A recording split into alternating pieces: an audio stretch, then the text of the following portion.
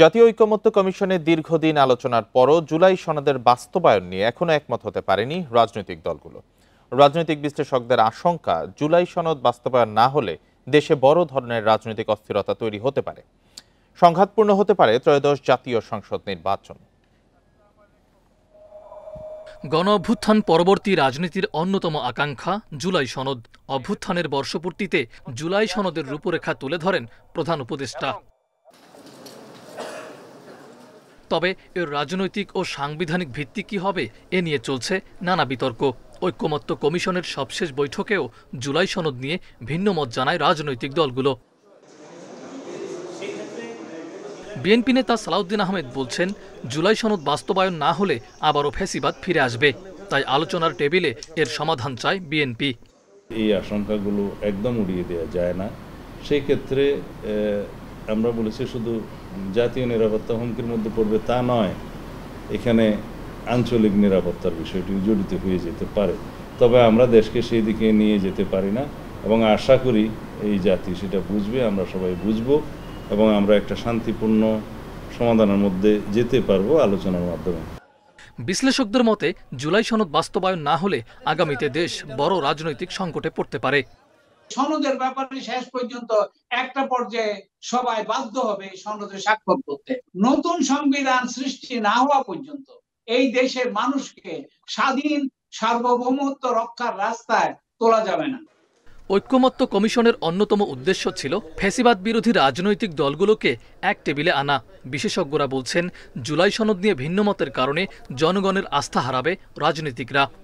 রাজনৈতিক লক্ষ্যে অথবা রাজনৈতিক উদ্দেশ্য সাধনের জন্য দলগুলো নিজের মতো করে ব্যাখ্যা দিচ্ছেন এবং সেটা আসলে ভবিষ্যতে ক্ষমতায় যাওয়া মানে সরকার গঠন করার বিষয় থাকে কিংবা সরকারে অংশগ্রহণের শেয়ারিং এর যে বিষয়টা, সেই জন্যই এরকম ভিন্ন ভিন্ন ব্যাখ্যা দিচ্ছেন আর কি।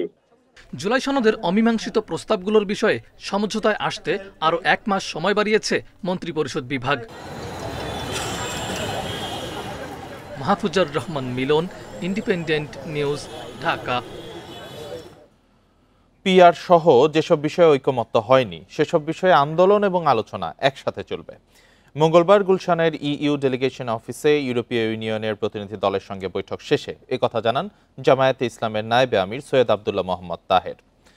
তিনি বলেন, রাজনৈতিক দলগুলোর সদিচ্ছা না থাকলে ঐকমত্য কমিশনের সময় বাড়িয়ে কোনো কাজ হবে না। পরীক্ষামূলকভাবে একবারের জন্য হলেও পিআর পদ্ধতিতে নির্বাচন চায় জামায়াত। চলমান আন্দোলন কর্মসূচি যুগপৎ নয় দাবি করে আব্দুল্লাহ মোহাম্মদ তাহের বলেন, সুনির্দিষ্ট কিছু বিষয়ে দলগুলো কর্মসূচি পালন করছে। বিশ্ববিদ্যালয়ে ছাত্র সংসদ নির্বাচন স্বচ্ছ হলেও জাতীয় নির্বাচনে না হওয়ার আশঙ্কা রয়েছে বলে মন্তব্য করেন তিনি।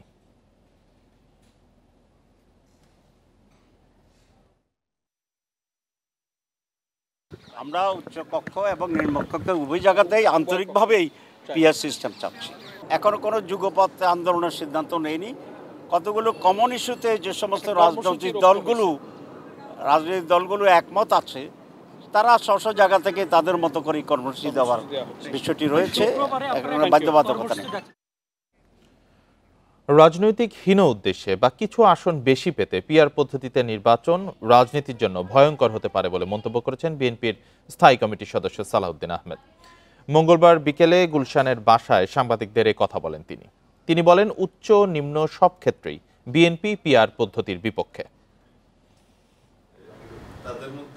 মঙ্গলবার বিকেলে গুলশানের বাসায় সমসাময়িক বিষয় নিয়ে সাংবাদিকদের সঙ্গে কথা বলেন বিএনপির স্থায়ী কমিটির সদস্য সালাউদ্দিন আহমেদ। এ সময় তিনি বলেন, ঐকমত্য কমিশনের সূচিতে নিম্নকক্ষে পিআর পদ্ধতিতে নির্বাচনের প্রস্তাব না থাকলেও রাজনৈতিক উদ্দেশ্যে বিষয়টি সামনে আনা হয়েছে। কোনো রাজনৈতিক স্বার্থে, রাজনৈতিক হীন উদ্দেশ্যে অথবা কিছু আসন বেশি প্রাপ্তির উদ্দেশ্যে যদি আমরা একটা অস্থিতিশীল রাষ্ট্র ব্যবস্থা, সরকার ব্যবস্থা, সংসদীয় ব্যবস্থার দিকে যাই, তাহলে এটা আমাদের জাতীয় জীবনের জন্য একটা ভয়ঙ্কর পরিণতি নিয়ে আসবে ভবিষ্যতে। সেজন্য আমরা এই পিআর পদ্ধতিকে প্রত্যাখ্যান করি। এদেশের জনগণ পিআর পদ্ধতির পক্ষে নয়। নির্বাহী আদেশে রাজনৈতিক দল নিষিদ্ধ করার পরিণাম ভালো হবে না উল্লেখ করে সালাউদ্দিন আহমেদ বলেন, বিচারিক প্রক্রিয়ার মাধ্যমে রাজনৈতিক দলের নিষেধাজ্ঞার বিষয়টি সমাধান হওয়া উচিত। উদ্দেশ্য ভিন্ন হতে পারে তাদের এই দাবির পিছনে। যে নিজেদের অতিরিক্ত সুবিধা সৃষ্টির জন্য হয়তোবা তারা আরও অনেক রাজনৈতিক দলের নিষিদ্ধ কামনা করতে পারে। যদি আরও কোনো রাজনৈতিক দলের বিরুদ্ধে সেই অভিযোগ থাকে সেটা আদালত উত্থাপন করা যেতে পারে। আইন আগে ছিল না, এখন তো সংশোধিত হয়েছে। নির্বাচনকে বাধাগ্রস্ত করার যে কোনো ষড়যন্ত্র জনগণ প্রতিহত করবে বলেও মন্তব্য করেন সালাউদ্দিন আহমেদ। Jahanara Parvin, Independent News, Dhaka. মানবতা বিরোধী অপরাধের বিচার অব্যাহত রাখার ঘোষণা, দলগুলো নির্বাচনী ইশতেহারে উল্লেখ চান নাহিদ ইসলাম। শেখ হাসিনার বিরুদ্ধে সাক্ষ্য দিতে ট্রাইব্যুনালে গিয়ে গণমাধ্যমে এই কথা বলেন এনসিপির আহ্বায়ক। তার আশা যে দলই ক্ষমতায় আসুক বিচার বন্ধ হবে না। এদিকে দ্বিতীয় দিনের সাক্ষ্য শেষে সাংবাদিক মাহমুদুর রহমান বলেন, এমন ব্যবস্থা করতে হবে যেন ফ্যাসিবাদ আর না ফেরে। জুলাই গণ অভ্যুত্থানে মানবতা বিরোধী অপরাধের মামলায় শেখ হাসিনা সহ ৩ জনের বিরুদ্ধে মঙ্গলবারও সাক্ষ্য দেন আমার দেশ পত্রিকার সম্পাদক মাহমুদুর রহমান। জেরা শেষে মাহমুদুর রহমান বলেন, নির্বাচন কমিশন, পুলিশ, প্রশাসন সবার সহযোগিতায় ফ্যাসিস্ট হয়ে ওঠেন হাসিনা। মেধাবী ও যোগ্যদের বাদ দিয়ে সরকারি নিয়োগে সরাসরি হস্তক্ষেপ করতেন তিনি। আইন শৃঙ্খলা বাহিনীর প্রধানগণ এবং গোয়েন্দারা, সরকারের বিভিন্ন গোয়েন্দারা উপস্থিত থাকতেন এবং তারা প্রতিদিন সিদ্ধান্ত নিতেন যে পরের দিন কিভাবে গণহত্যা চালানো হবে। তো সেই বর্ণনা আমি দিয়েছি। আর সর্বোপরি শেখ হাসিনা নিজে বলেছিলেন যে যারা আন্দোলনের নেতৃত্ব দিচ্ছে তাদেরকে হত্যা করো এবং তাদের লাশ গুম করো। একটা কমান্ড স্ট্রাকচার ফলো করে এটা হয়েছিল, পুরোটাই ছিল সুসংগঠিত। এই সমস্ত জিনিস তিনি সাক্ষ্য হিসাবে আদালতে উপস্থাপন করেছেন এবং আমরা মনে করি যে তার এই সাক্ষ্য শেখ হাসিনার অপরাধ প্রমাণের জন্য বা আসামিদের অপরাধ প্রমাণের জন্য একটা গুরুত্বপূর্ণ দলিল হয়ে থাকবে, ঐতিহাসিক সাক্ষী তিনি দিয়েছেন। আর বাকিটা তো আদালত পর্যালোচনা করে সেই ব্যাপারে তাদের অভিমত জানাবেন। একই দিন দুপুরে ট্রাইব্যুনালে আসেন এনসিপির আহ্বায়ক নাহিদ ইসলাম। শেখ হাসিনা দোষী হলে তাকে ভারত থেকে ফিরিয়ে আনার দাবি জানান নাহিদ। বলেন, হাসিনাকে ফিরিয়ে আনা বর্তমান সরকারের নৈতিক দায়িত্ব। শেখ হাসিনাকে ফিরিয়ে আনার বিষয়ে আমরা বরাবরই বলেছি, প্রথম থেকে বলছি, এখনও বলছি, সরকারের এটি কূটনৈতিক এবং রাজনৈতিকভাবেই সরকার এবং আন্তর্জাতিক জনমত তৈরি করে সরকারকে এই দিকে এগোতে হবে। এই সরকার এবং যে কোনো সরকারের জন্য এটা একটা নৈতিক এবং আইনি দায়িত্ব থাকবে। নাহিদ ইসলামের আশা, নির্বাচিত সরকারও জুলাই গণহত্যাসহ সব মানবতা বিরোধী অপরাধের বিচার কাজ চালু রাখবে। মাহমুদুর রহমানকে জেরায় দেরি হওয়ায় এদিন সাক্ষ্য দিতে পারেননি নাহিদ। বুধবার ফের ট্রাইব্যুনালে যাবেন নাহিদ ইসলাম। Buddhadeb Kundu, Independent News, Dhaka. অধ্যাপক ইউনূস দায়িত্ব নেয়ার পর বাংলাদেশের অর্থনীতি ঘুরে দাঁড়িয়েছে, এমন প্রশংসা করেছে আন্তর্জাতিক মুদ্রা তহবিলের ব্যবস্থাপনা পরিচালক ক্রিস্টালিনা জর্জিয়েভা। মঙ্গলবার সন্ধ্যায় ওয়াশিংটন থেকে প্রধান উপদেষ্টাকে ভিডিও কল করেন জর্জিয়েভা। এ সময় বাংলাদেশের অর্থনৈতিক সংস্কার ও আগামী জাতীয় নির্বাচনের চ্যালেঞ্জ নিয়ে আলোচনা করেন তারা। বৈদেশিক মুদ্রা বাজারের স্থিতিশীলতা ও রিজার্ভ পুনরুদ্ধারের জন্য অন্তর্বর্তী সরকারের সাহসী পদক্ষেপের প্রশংসা করেন আইএমএফ প্রধান। আর বাংলাদেশের সংকটে সহায়তার জন্য কৃতজ্ঞতা জানান অধ্যাপক ইউনূস। তিনি জানান, আগামী ফেব্রুয়ারিতে সুষ্ঠু ও নিরপেক্ষ নির্বাচন আয়োজনে অঙ্গীকারাবদ্ধ অন্তর্বর্তী সরকার।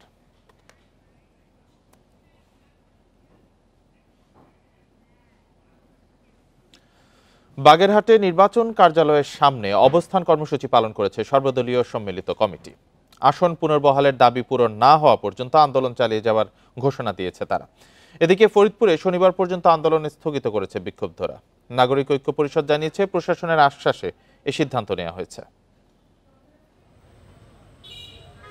আসন পুনর্বহালের দাবিতে টানা আন্দোলন চলছে বাগেরহাটে। অবরোধ ও হরতাল পালন করে বিক্ষোভকারীরা। মঙ্গলবার ছিল অবস্থান কর্মসূচি।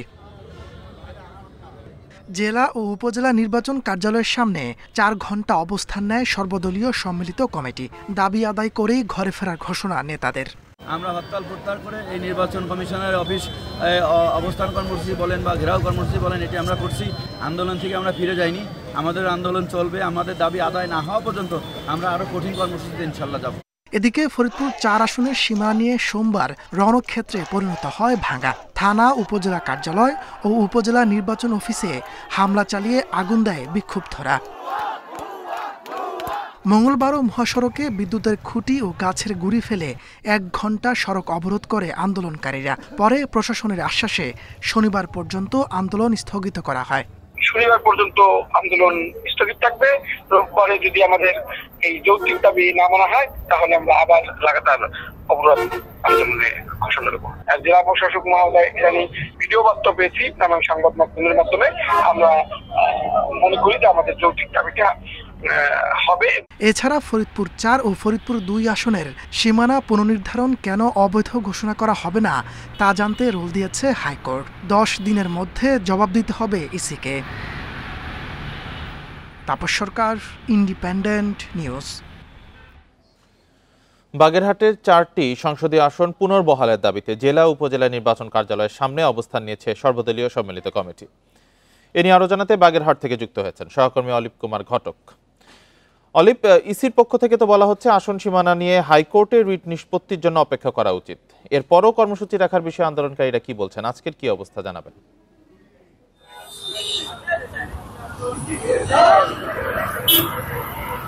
দেখুন, বাগেরহাটে 4টি আসন পুনর্বহালের দাবিতে কিন্তু গত আগস্ট মাস থেকে কিন্তু আন্দোলন শুরু হয়। সেই আন্দোলন কিন্তু এই সেপ্টেম্বরেও চলছে। সেপ্টেম্বরের 4 তারিখে যেদিনে চূড়ান্ত খসড়া দেয় নির্বাচন কমিশন, তখন থেকে কিন্তু আরো আন্দোলন জোরদার করা হয়। টানা কর্মসূচি দিয়েছিল, সর্বশেষ হরতাল দিয়েছিল, 4 দিনের কর্মসূচি দিয়েছিল। সেই কর্মসূচির অংশ হিসেবে কিন্তু আজকে অবস্থান কর্মসূচি পালন করছে এখানে সর্বদলীয় সম্মিলিত কমিটি। আপনাকে একটু বলে রাখতে চাই যে বাগেরহাটের এই আন্দোলন বলতে হচ্ছে গতকালকে কিন্তু বাগেরহাটে একটি রিট আবেদন করেছে উচ্চ আদালতে। উচ্চ আদালতে যে এই রায়কে কেন অসাংবিধানিক ঘোষণা করা হবে না সেইটা কিন্তু জানতে চেয়েছে এবং আগামী 10 দিনের ভেতরে কিন্তু তারা এইটার যে আবেদন করেছে সেইটা ব্যাখ্যা চেয়েছে কিন্তু আদালত। তো বাগেরহাটে আমি এইখানে আন্দোলনকারীদের সাথে কথা বলেছিলাম। তারা কিন্তু এই আন্দোলন যে আপনি জানেন যে পরপর 2 দিন যে হরতাল ছিল সেই হরতাল কিন্তু তারা প্রত্যাহার করে নিয়ে নতুন কর্মসূচি দিয়েছিল অবস্থান ধর্মঘট। আজকে কিন্তু গতকালকে থেকে হচ্ছে জেলা এবং উপজেলা পর্যায়ে হচ্ছে যে নির্বাচন অফিসের যে নির্বাচন কর্মকর্তাদের কার্যালয় রয়েছে সেই কার্যালয়ের সামনে তারা অবস্থান নিয়েছে। এখানে কিন্তু তারা ঢোকার যে গেট সেই গেট কিন্তু তারা আটকে রেখেছে। এখানে কোনো মানুষকে ঢুকতে দিচ্ছে না। স্বাভাবিক কার্যক্রম কিন্তু এখানে বাধাগ্রস্ত হচ্ছে। তারা বলছে যে তাদের যে ন্যায্য দাবি, এই যে বাগেরহাটের যে 4টি আসন সংসদীয় আসন, এই সংসদীয় আসন ফিরিয়ে না দেওয়া পর্যন্ত তারা কিন্তু আন্দোলন অব্যাহত রাখবে। তাদের পরবর্তী কোনো কর্মসূচি আছে কিনা এই বিষয়ে কথা বলেছিলাম। তারা কিন্তু বলেছে যেহেতু সামনে শারদীয় দুর্গোৎসব, সনাতন ধর্মাবলম্বীদের সেই ধর্মাবলম্বীদের উপলক্ষেও কিন্তু তারা কিন্তু এই প্রোগ্রাম কিছু শিথিল করেছে। তো সেক্ষেত্রে তারা বলছে যে এই আন্দোলন কিন্তু এখনই থেমে যাবে না, তারা কিন্তু আন্দোলন অব্যাহত রাখবে। তারা দাবি আদায় না হওয়া পর্যন্ত তারা কিন্তু ঘরে ফিরবে না, এমনটাই কিন্তু সাংবাদিকদের তারা বলছেন। এই ছিল আমার কাছে হরতালের এখানে যে অবস্থান কর্মসূচি তার সর্বশেষ খবর।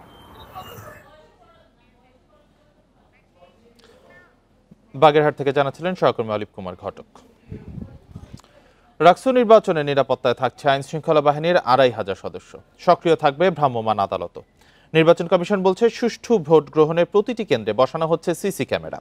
প্রার্থীরা বলছেন ক্যাম্পাস কোনো ক্যান্টনমেন্ট নয়, তবে প্রশাসনকে লেভেল প্লেইং ফিল্ড নিশ্চিত করতে হবে।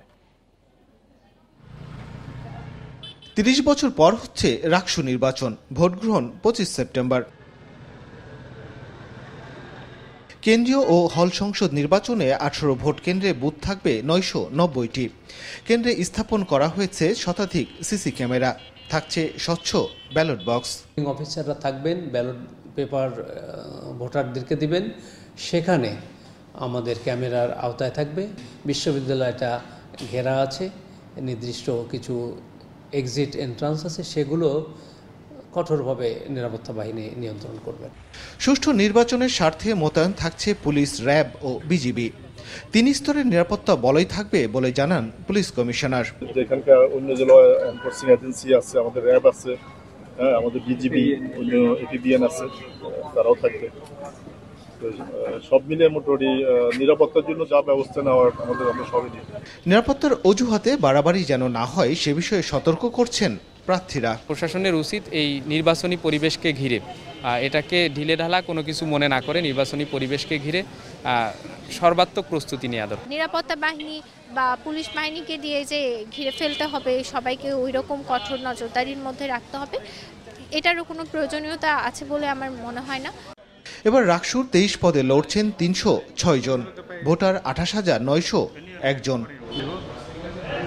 Mustafizur Rahman, Independent News, Rajshahi. চাকসু ও হল সংসদ নির্বাচনে ভোট দিবেন না শতাধিক দৃষ্টি প্রতিবন্ধী শিক্ষার্থী। ব্রেইল বা আলাদা পদ্ধতিতে ভোট নেওয়া সহ 4 দাবি মেনে না নেওয়ায় তাদের এই সিদ্ধান্ত। নির্বাচনে দৃষ্টি প্রতিবন্ধীদের ভোটের সুযোগ না রাখাকে দুঃখজনক বলছেন প্রার্থীরা। আর চাকসু নির্বাচন কমিশন বলছে আনুষ্ঠানিক অভিযোগ পাওয়া গেলে নেওয়া হবে প্রয়োজনীয় ব্যবস্থা। চট্টগ্রাম বিশ্ববিদ্যালয় কেন্দ্রীয় ছাত্র সংসদ চাকসু এবং হল সংসদ নির্বাচনকে সামনে রেখে উৎসবমুখর বিশ্ববিদ্যালয় ক্যাম্পাস। প্রায় ৩৫ বছর পর 12 অক্টোবর অনুষ্ঠিত হবে চাকসু নির্বাচন। দৃষ্টি প্রতিবন্ধী শিক্ষার্থীদের ব্রেইল বা আলাদা কোনো পদ্ধতিতে ভোটের দাবি জানালেও তা নিয়ে বিশ্ববিদ্যালয় কর্তৃপক্ষ পরিষ্কার করে কিছুই বলেনি। ঢাকা ভার্সিটি যেখানে বিশেষ পদ্ধতিতে ভোট গ্রহণ করেছে, তাহলে কেন চট্টগ্রাম ভার্সিটি এত বৃহত্তর একটা ভার্সিটি কেন পারবে না? অন্য যারা দৃষ্টি প্রতিবন্ধী শিক্ষার্থী ভাই বোনেরা আছে, ওনারা সম্ভবত যদি বিশ্ববিদ্যালয় প্রশাসন কোনো স্টেপ না নেয়, তাহলে হয়তো মানে সম্মিলিত যে প্রতিবন্ধীদের অংশগ্রহণ সেটা নিশ্চিত হবে না আর কি। নির্বাচনে দৃষ্টি প্রতিবন্ধীদের ভোটের সুযোগ না রাখাকে দুঃখজনক বলছেন চাকসু ও হল সংসদের প্রার্থীরা।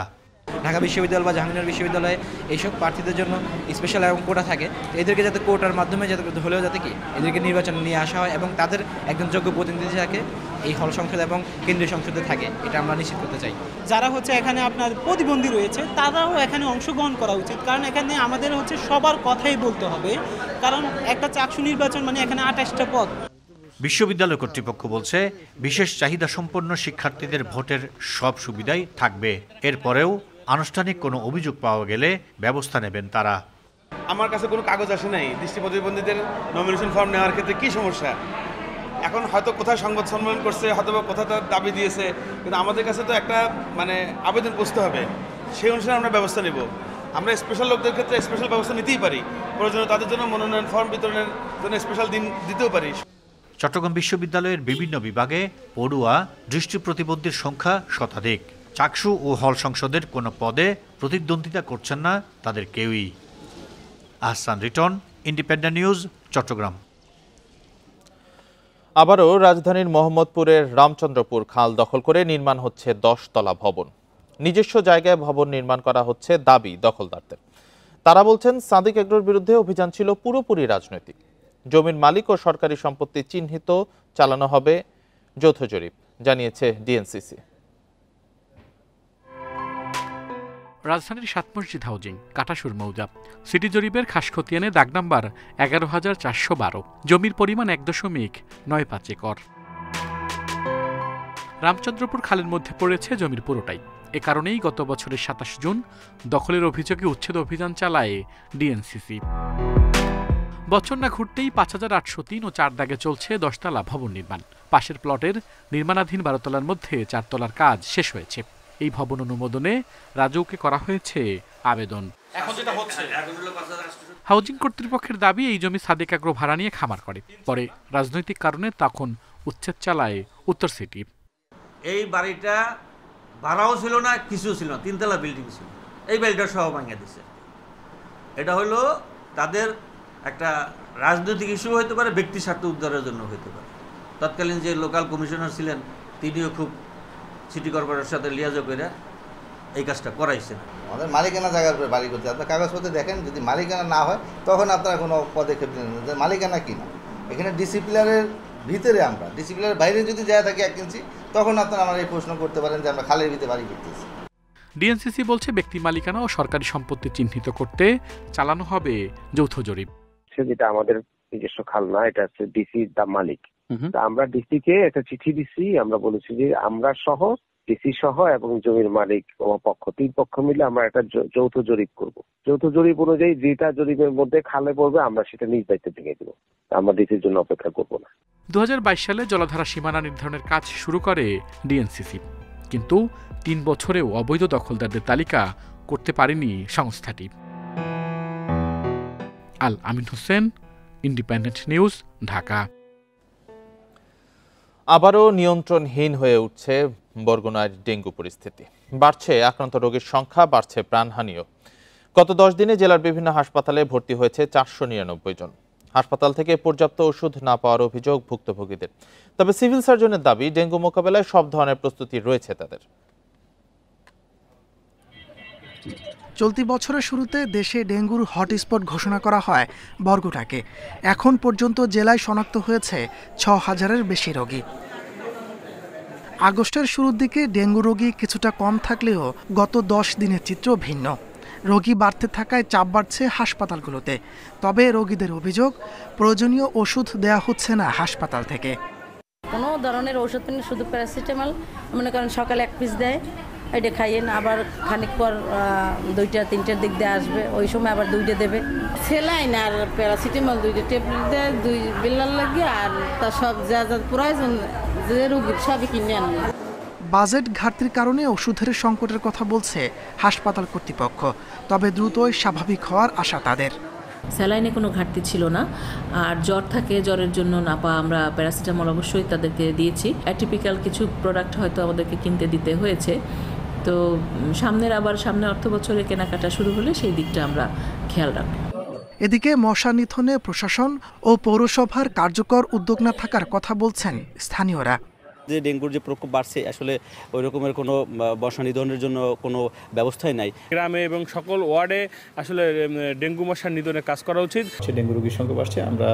আমি পৌরসভার যারা প্রশাসক যারা এটার সাথে যুক্ত তাদের সাথে বসে তাদেরকে অবশ্যই নির্দেশনা দিব যেন তারা দ্রুত এই কার্যক্রমগুলোকে আরও জোরদার করার উদ্যোগ গ্রহণ করে। ডেঙ্গু প্রতিরোধে জনসচেতনতার উপর গুরুত্ব দিয়েছেন সিভিল সার্জন। মানুষ সচেতন থাকুক, আমরা সচেতনতার কার্যক্রম চালাচ্ছি এবং পরিষ্কার পরিচ্ছন্নতা থাকুক। ডেঙ্গুর প্রজনন ক্ষেত্রগুলোকে যদি ধ্বংস করা যায় তাহলে আশা করা যাচ্ছে যে আমাদের এই ডেঙ্গু যতখানি নিয়ন্ত্রণে আসে ততটুকু আমরা ভালোভাবে নিয়ন্ত্রণ রাখতে পারব। বরগুনায় চলতি বছরে ডেঙ্গুতে মারা গেছেন 47 জন। Independent news. এ নিয়ে আরো জানাতে বরগুনা থেকে যুক্ত হয়েছেন সহকর্মী আরিফ হোসেন। আরিফ, আবার কেন বরগুনায় ডেঙ্গু নিয়ন্ত্রণহীন হয়ে উঠল?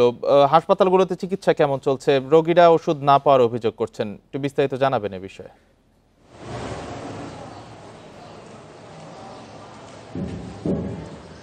আসলে ডেঙ্গুর মূলত মৌসুম ধরা হয় সেপ্টেম্বর অক্টোবর এই 2 মাসকে, কিন্তু বরগুনায় মূলত এপ্রিল মে থেকেই বরগুনায় ডেঙ্গু আক্রমণটা শুরু হয় এবং জুন জুলাইতে সেটা মারাত্মক আকার ধারণ করে এবং তখন ডেঙ্গুর হটস্পট ঘোষণা করা হয়।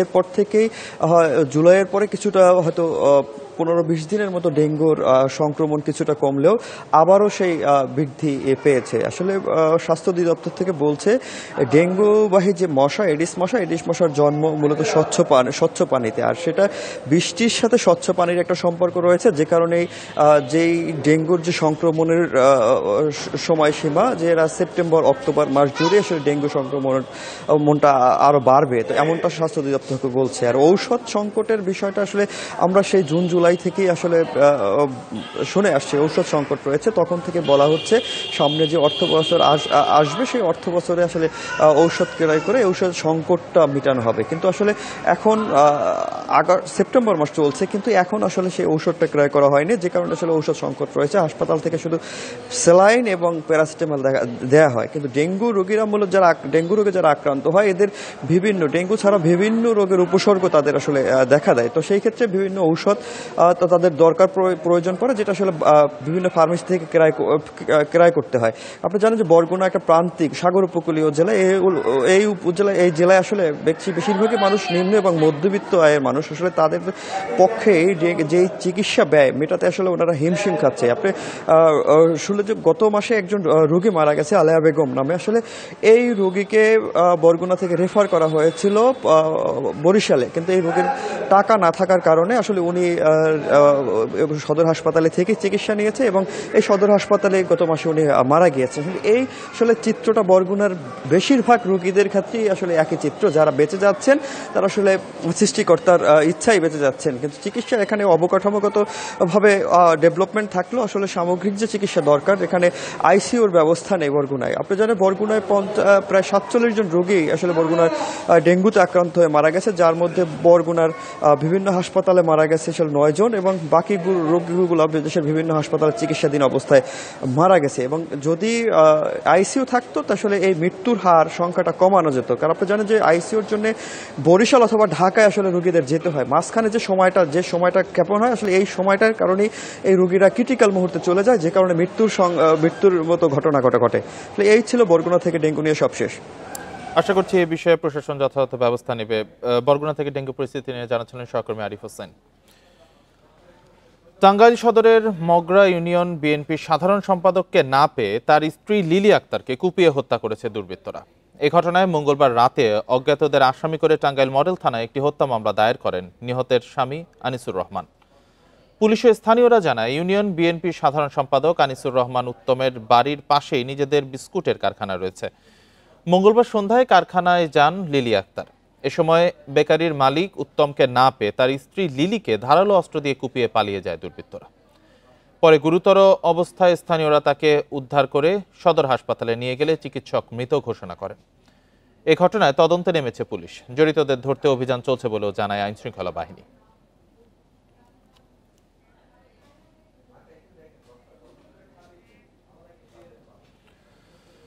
বাঁধ ভাঙনের আতঙ্কে নির্ঘুম রাত পার করছে সাতক্ষীরার উপকূলীয় এলাকার মানুষ।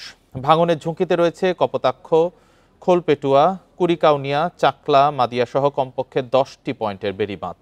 প্রাকৃতিক দুর্যোগ মোকাবেলা করতে প্রযুক্তি নির্ভর টেকসই বেড়ি বাঁধের দাবি স্থানীয়দের। পানি উন্নয়ন বোর্ড বলছে এসব এলাকার ঝুঁকিপূর্ণ বেড়ি বাঁধ সংস্কারের কাজ করা হচ্ছে। উপকূলীয় জেলা সাতক্ষীরায় নদ নদীর পানির তোড় থেকে ঠেকাতে বেড়িবাঁধ গুরুত্বপূর্ণ ভূমিকা পালন করে, অথচ কোথাও না কোথাও ক্ষণে ক্ষণে ভাঙছে বেড়িবাঁধ। এতে করে প্লাবিত হচ্ছে ঘরবাড়ি, ফসলের ক্ষেত ও মাছের ঘের। অভিযোগ আছে দায়সারাভাবে তৈরি করা হয়েছে এসব বাঁধ। ত্রাণ চায় না, টেকসই বেড়িবাঁধ চাই, এই দাবিতে সোচ্চার উপকূলীয়বাসীরা। আইলা, সিডোর, আমপান ও ফণির মতো বড় বড় ঘূর্ণিঝড় আসলেও টেকসই বেড়িবাঁধ নির্মাণে কার্যকরী উদ্যোগ না নেওয়ায় ক্ষুব্ধ স্থানীয়রা। ঘের বেড়ি আছে, মাছ চলে যায়, মানুষ ধান পাতা লাগাতে পারে না, সব ভেসে যায়। গরু ছাগল পোষে অনেক লোক, এগুলো এত কম দামে বিক্রি করে দিতে হয় নাই, পোষার তো কোনো পরিবেশ থাকে না।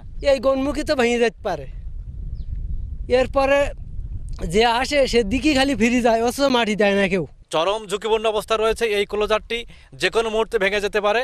আমরা যখন আবহাওয়া খারাপ হয়, আবহাওয়া অধিদপ্তর থেকে জানতে পারি সিগন্যাল উঠছে, তখন এখানকার মানুষ নির্ঘুম রাত কাটে তাদের। জেলার বড় দুটি নদী কপোতাক্ষ ও খোলপেটুয়া, এই দুই নদীর বেড়িবাঁধের কমপক্ষে 10টি পয়েন্ট ঝুঁকিপূর্ণ। এসব বেড়িবাঁধ সংস্কারের কাজ চলমান রয়েছে বলে জানিয়েছে পানি উন্নয়ন বোর্ড। একটা বিশেষ বরাদ্দ পাই, সেই বরাদ্দ থেকে আমাদের বিভিন্ন অধিকাংশ ঝুঁকিপূর্ণ জায়গায় কাজ চলমান রয়েছে এবং এছাড়াও যেখানে আমরা সমস্যা মনে করতেছি আমরা সাথে সাথে জরুরি কাজ করার মাধ্যমে আমরা ব্যবস্থা নিচ্ছি। সাতক্ষীরা পানি উন্নয়ন বোর্ডের আওতায় 683 কিলোমিটার বেড়িবাঁধ আছে, যার মধ্যে কাবুরায় 30 কিলোমিটার টেকসই বেড়িবাঁধ 1020 কোটি টাকায় নির্মাণ করছে প্রশাসন। Independent news.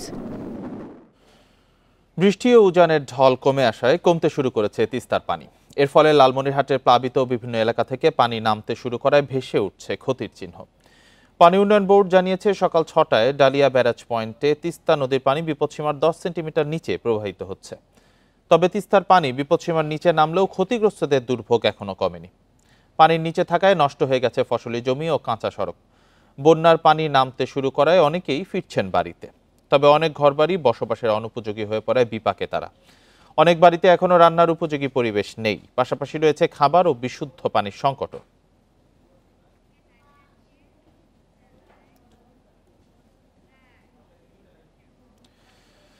এ বিষয়ে আরো জানাতে লালমনিরহাট থেকে যুক্ত হয়েছেন সহকর্মী মাহফুজুর রহমান। মাহফুজ, পানি নামার সাথে সাথে ক্ষয়ক্ষতির চিহ্ন ভেসে উঠছে, কি পরিমাণ ক্ষয়ক্ষতি হয়েছে এবং বন্যা দুর্গত যারা আছে তারা কি অবস্থায় আছে? পানি নেমে যাচ্ছে, এখন কি অবস্থা সেই বিষয়েও জানাবেন।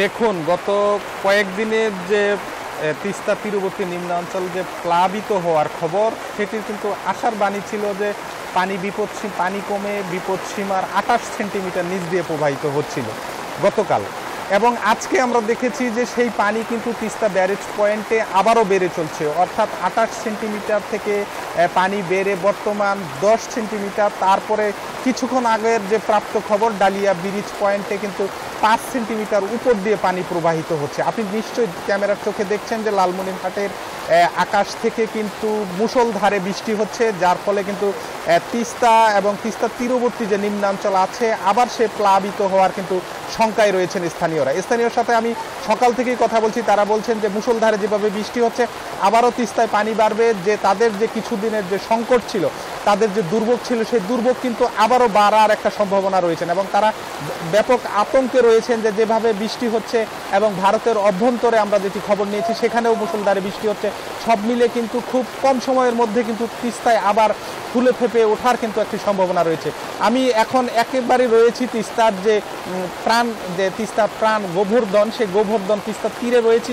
সেখানে দেখছি যে তিস্তার পানি কিন্তু ক্রমেই বেড়ে চলছে। সকালে বিপদসীমার কিন্তু 28 সেন্টিমিটার, পরবর্তীতে 10, বর্তমান কিন্তু 5 সেন্টিমিটার নিচে পানি প্রবাহিত হওয়ার কারণে কিন্তু তিস্তার যে তীরবর্তী নিম্নাঞ্চলে যারা বসবাস করেন তাদের মাঝে আতঙ্ক বিরাজ করছে।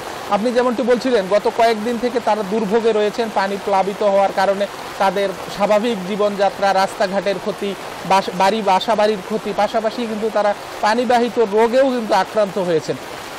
আমরা যেমনটি প্রশাসনের সাথে কথা বলে, জেলা প্রশাসনের সাথে যেমনটি কথা বলে জেনেছি, জেলা প্রশাসক এইচ.এম. রকিব হায়দার তিনি আমাদেরকে জানিয়েছেন যে 250 মেট্রিক টন জিয়ার চাল বরাদ্দ দেওয়া হয়েছিল গত 4 দফা বন্যায়। সেই চালগুলো কিন্তু ইতিমধ্যে কিন্তু পর্যায়ক্রমে কিন্তু বানভাসী মানুষের মাঝে বিতরণ করা হয়েছে, কিন্তু বানভাসী মানুষের অভিযোগ যে তারা যে পরিমাণ ত্রাণ পাচ্ছেন তাতে কিন্তু অপ্রতুল, তাদের যে চাহিদা সেটি কিন্তু মিটছে না। তো এখন পর্যন্ত স্বাস্থ্যসেবারও সেই রকম সেবা কিন্তু চোখে পড়েনি। তো মানুষের দুর্ভোগ বেড়ে চলছে। পানি যদি তিস্তাতে আরও বাড়ে এবং বিপদসীমা অতিক্রম করে, মানুষের দুর্ভোগ কিন্তু আরও বেড়ে যাবে। তো এই ছিল আমার কাছে লালমনিরহাট থেকে তিস্তার বন্যা পরিস্থিতির সর্বশেষ। লালমনিরহাটের বন্যা পরিস্থিতির সর্বশেষ খবর জানাচ্ছিলেন সহকর্মী মাহফুজ রহমান। আবারও বাড়ল স্বর্ণের দাম। ভরিতে ৩,৬৭৪ টাকা বেড়ে 22 ক্যারেটের নতুন দাম এখন 1,89,621 টাকা। মঙ্গলবার রাতে টানা ৬ষ্ঠ দফা দাম বাড়ানোর ঘোষণা দেয় জুয়েলার্স অ্যাসোসিয়েশন। এই দাম কার্যকর হচ্ছে আজ থেকে। আগের মতোই বাজুস জানিয়েছে, স্থানীয় বাজারে তেজাবি স্বর্ণের দাম বাড়ায় নতুন দাম নির্ধারণ করতে হয়েছে। বাজুসের তথ্য অনুযায়ী 21 ক্যারেটের 1 ভরির বর্তমান দাম 1,81,002 টাকা। এছাড়া 18 ক্যারেটের দাম 1,55,142 টাকা। আর সনাতন পদ্ধতির প্রতি ভরি বিক্রি হবে 1,28,700 টাকা। এ নিয়ে চলতি বছর 37 বার সোনার দাম বাড়ানো হলো, কমানো হয়েছে 16 বার।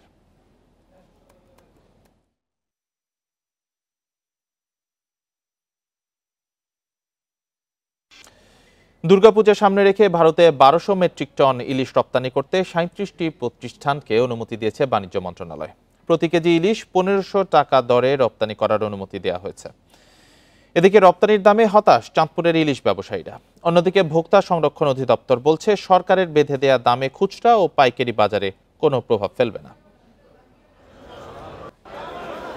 ভারতে রপ্তানির জন্য সবচেয়ে বেশি ইলিশ সংগ্রহ করা হয় চাঁদপুর বড় স্টেশন মৎস্য কেন্দ্র থেকে। এই ঘাটে 800 থেকে 1200 গ্রাম ওজনের ইলিশ বিক্রি হচ্ছে 1800 থেকে 2400 টাকা কেজি দরে। এদিকে প্রতি কেজি ইলিশ 1500 টাকা দরে ভারতে রপ্তানির সিদ্ধান্ত নিয়েছে সরকার।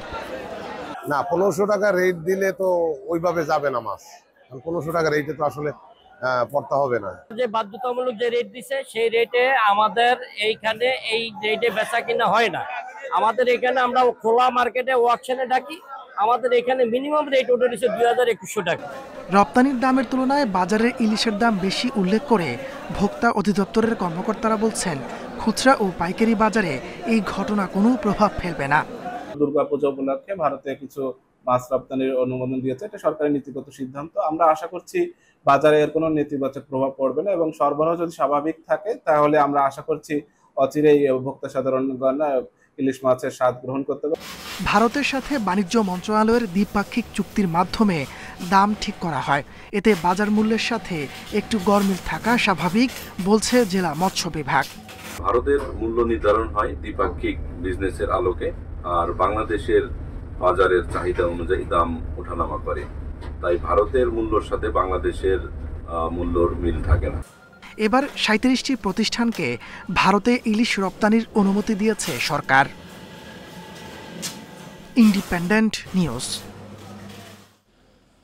দুর্গাপূজা উপলক্ষে ভারতে গেল প্রথম চালানের ৩৭.৪৬ টন ইলিশ মাছ। মঙ্গলবার রাত 12:30টার পর কাস্টমস ও বন্দরের আনুষ্ঠানিকতা শেষে ভারতের পেট্রাপোল বন্দর দিয়ে ভারতে প্রবেশ করে ইলিশের ট্রাক। বিষয়টি নিশ্চিত করেছেন বেনাপোল বন্দর কর্তৃপক্ষ সহ সংশ্লিষ্ট মৎস্য কর্মকর্তা। প্রতি কেজি ইলিশের রপ্তানি মূল্য $12.৫। দুদেশেই শুল্কমুক্ত সুবিধায় এই ইলিশ ভারতে রপ্তানি করা হচ্ছে। বেনাপোল মৎস্য কোয়ারেন্টাইন কর্মকর্তা সজীব সাহা জানান, হিন্দু সম্প্রদায়ের সবচেয়ে বড় ধর্মীয় উৎসব দুর্গাপূজা উপলক্ষে সরকার ৩৭টি প্রতিষ্ঠানকে ১,২০০ টন ইলিশ রপ্তানির অনুমতি দেয়।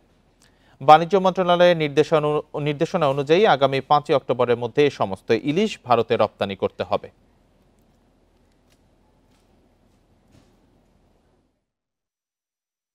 ৮ গাড়ি এই প্রথম যাচ্ছে ভারতে ইলিশ এই বেনাপোল পোর্ট থেকে।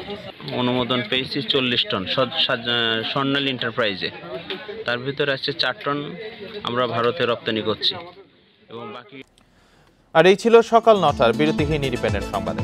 ইন্ডিপেন্ডেন্ট টেলিভিশনের সব খবর আরও বিস্তারিত জানতে চোখ রাখুন ফেসবুক, ইউটিউব, এক্সে। সাথে থাকার জন্য ধন্যবাদ সবাইকে।